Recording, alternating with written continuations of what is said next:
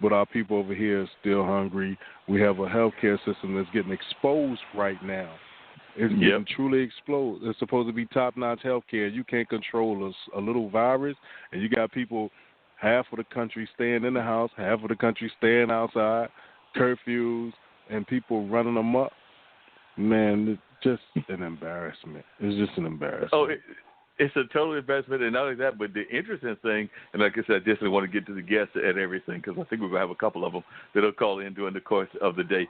But the interesting thing is that it is also, it's creating a situation that I know the powers that be, meaning the haves, had no intention of doing this. Like I know here in North Carolina, Duke Energy has basically said, because I was actually about ready to face one in probably a few days or so, but they basically said, don't worry about your bill. We're not turning off jack. We're not turning off electricity. And I've heard that people have actually had their water cut back on because they don't want it to be blamed if the people ain't got the electricity or the water in order to do the cleaning. So they have turned on. Now, they have said we're not. And there's a 30-day moratorium in the district courts here in Durham. I don't know about the rest of the area, and I think it might be all over North Carolina. But there's a 30-day moratorium on evictions and foreclosures.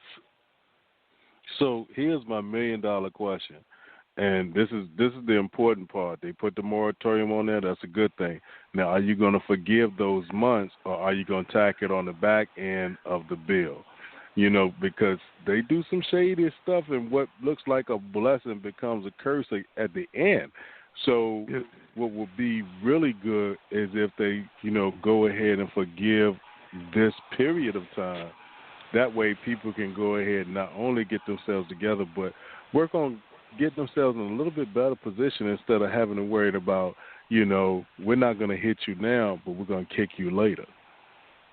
So it'd be interesting to see. It'd be interesting to see because government, they're always about a dollar bill. So, you look like you're helping the people, but my logical brain says look past the smoke and mirrors and see. I really want to see if they are true to their word and they say, you know what, no, we gave that to you then. Don't worry about it.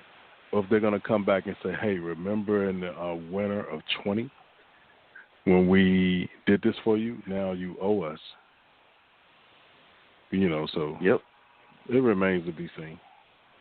Yeah, like I said, people are going to come up with all kinds of solutions. And you're right. I mean, right now they're giving you these breaks on the bills, whether it's the water bill, whether it's the electricity, whether it's the rent, whether it's whatever bills you got, because they're saying that you're hit at home. All kinds of companies, including my company, Measurement Incorporated, are trying to find ways to get their workers to work from home. So it's going to be interesting. One, are they going to keep that going for a while? Is it just a temporary fix?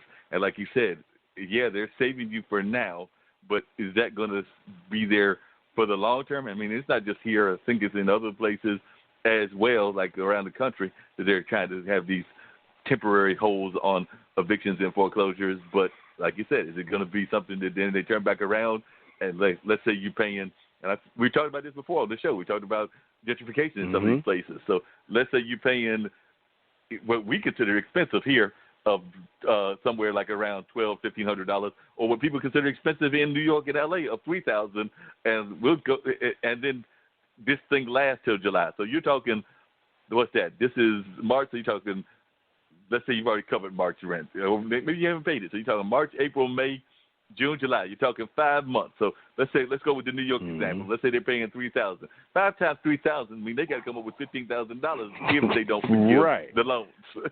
Right. And see, that becomes a problem in itself, because if people are using that money to maintain how they are living, and they may have, gotten behind or whatever it may be. But now you say, oh, well, we need that $15,000. Well, I don't have it. Oh, you don't have it? All right, well, you got to get out, because the other stuff is over now. You know what I'm saying? So it's crazy. It is totally crazy. Who we got on the line, or do you know yet? Not sure, but we're going to go to commercial, and we'll bring them right in. 1 second. A straight talk with Dean and Mark, y'all. Appreciate you. This is Nikki Hall, founder of Simply Radiant LLC, a woman with great passion and skill to make you look and feel better. Meet me where you are. Let's take it to another level, a new you. See you soon.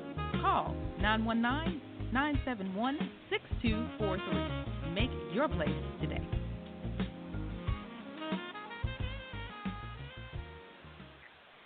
Well, it looks like nobody's at the door now.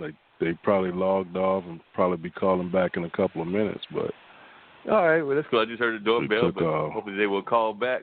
They took off, but hopefully they will call back, and we'll see when they come back. They'll see what's going on. And I was with a friend of mine earlier. We did get out and about, and you also have to kind of feel sorry for these parents as well. I mean, I know you went through the parenting stage, and now you're dealing with the grandparent era and everything. But if you got school-age kids, one, you got to try to explain to them what's going on. And like I said, I've never been a parent, but my brother's been a parent.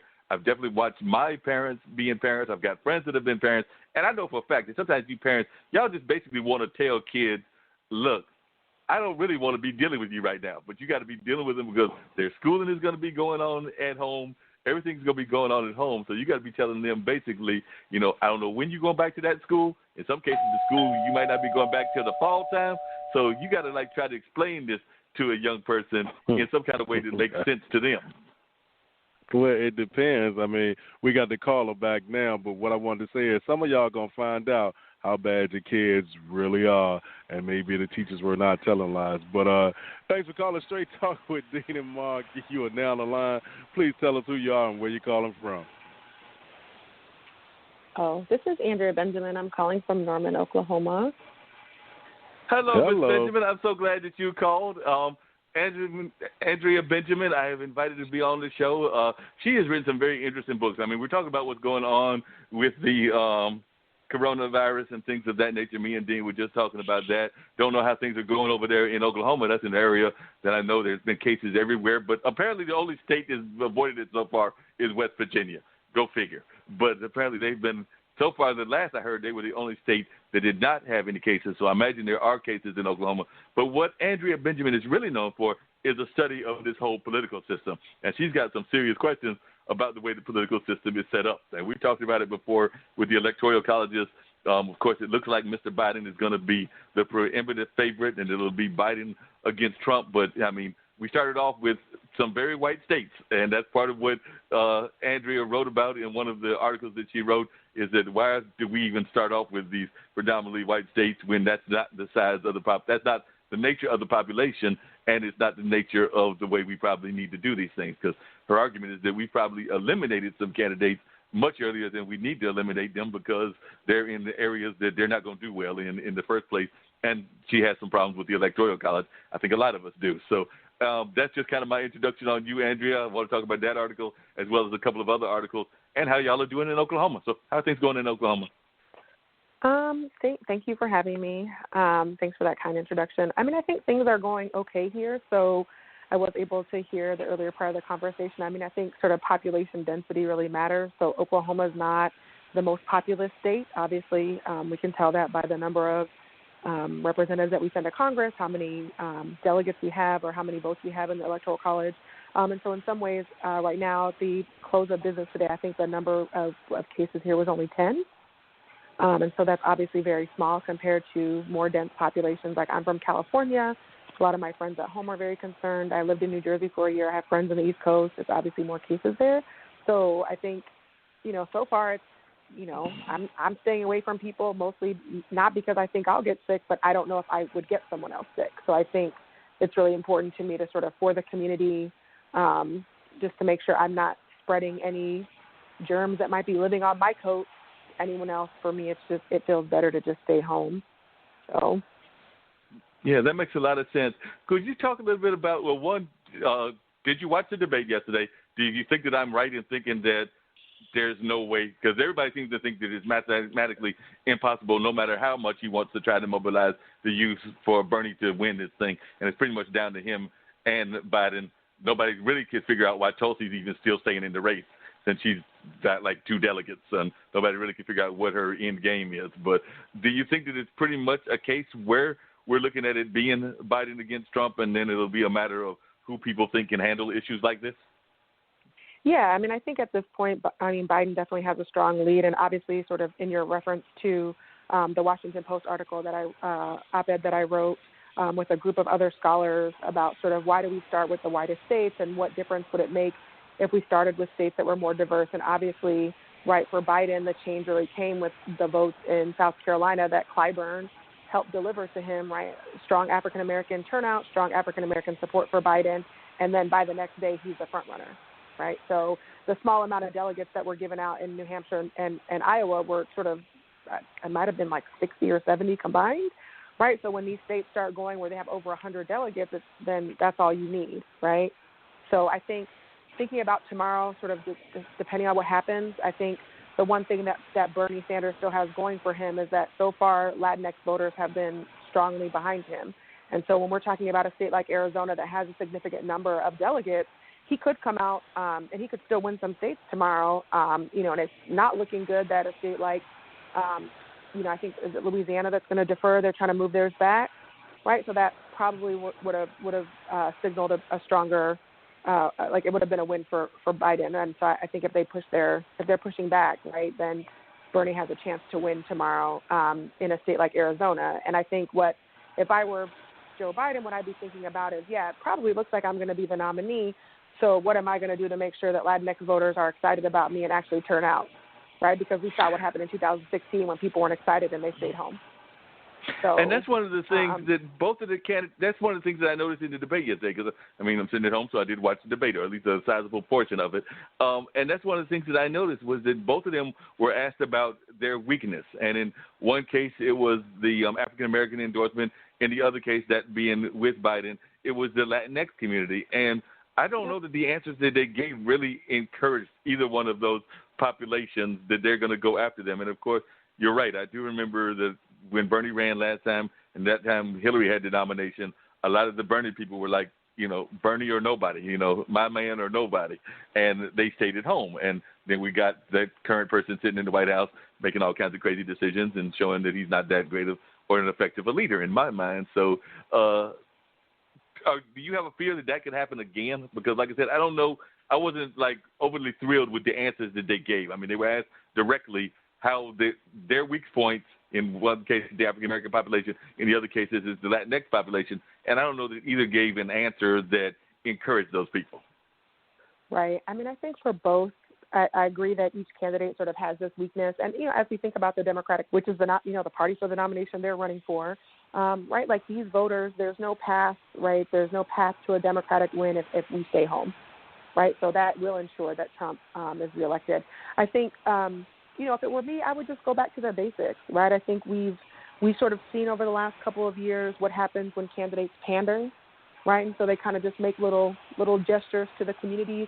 That's not enough, right? And so we have the data. We know what matters, what's important to both Black and Latinx voters. To my mind, it's time to start really talking about those issues in a meaningful way. And I think to ignore that or to think that we can just sort of wink and nod and, I don't know, maybe show up and, what was terrible early on, like speaking Spanish to people that's not your language, you don't do a good job. These things are not going to make voters excited about you. Voters want to feel heard. Voters want to feel important.